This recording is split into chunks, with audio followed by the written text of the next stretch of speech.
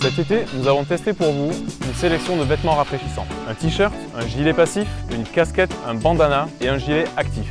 Les 4 premiers fonctionnent sur le principe de l'évaporation de l'eau et deviennent actifs quand on les plonge dans l'eau et qu'on les essore. Le dernier, lui, fonctionne sur le principe du changement de phase entre le solide et le liquide. Les vêtements ne m'ont pas forcément refroidi, mais ont évité que mon corps monte en température. On peut faire un parallèle avec les vêtements chauffants que j'avais testé en hiver il y a 2 saisons, dans le sens où l'effet est assez diffus. Pour moi, le t-shirt est plutôt un bon compromis, c'est une solution plutôt économique. La première sensation est assez bizarre, voire désagréable, puisqu'il est humide, mais ça passe assez vite et reste finalement une sensation plutôt confortable, je dirais, une fois qu'on s'est habitué. Et même si on ne ressent pas l'effet rafraîchissant tout au long de la journée, à la fin, on sent qu'on a moins transpiré et donc que le corps devait être dans un confort thermique un peu plus optimal.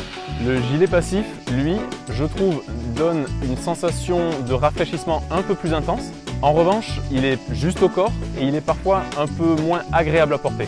La casquette est assez confortable, bien que je trouve la visière un peu basse. Une fois passé l'effet un peu surprenant de la sensation de mouiller, le travail s'est déroulé sans gêne particulière et elle a rempli son rôle, à savoir de garder la fraîcheur au niveau de la tête. Le bandana a bien rempli son rôle également. Au début, j'étais un peu surpris parce qu'il n'y avait pas de visière.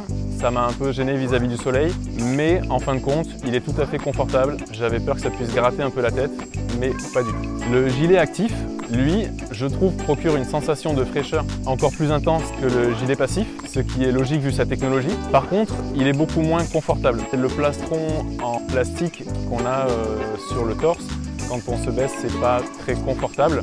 Je pense qu'il aurait été intéressant de tester un gilet où on peut intégrer cette technologie pour avoir un peu plus de liberté de mouvement. En définitive, chaque équipement a ses avantages, ses inconvénients. Si je devais faire une petite conclusion, j'aurais tendance à choisir le t-shirt pour aller travailler dans les vignes quand je veux être libre de mes mouvements, accompagné d'une casquette ou d'un bandana, et garder les technologies, le plastron actif par exemple, pour des moments où j'ai besoin de moins de mouvement, par exemple un tracteur avec une cabine ouverte ou autre travail où je ne dois pas être en train de me baisser.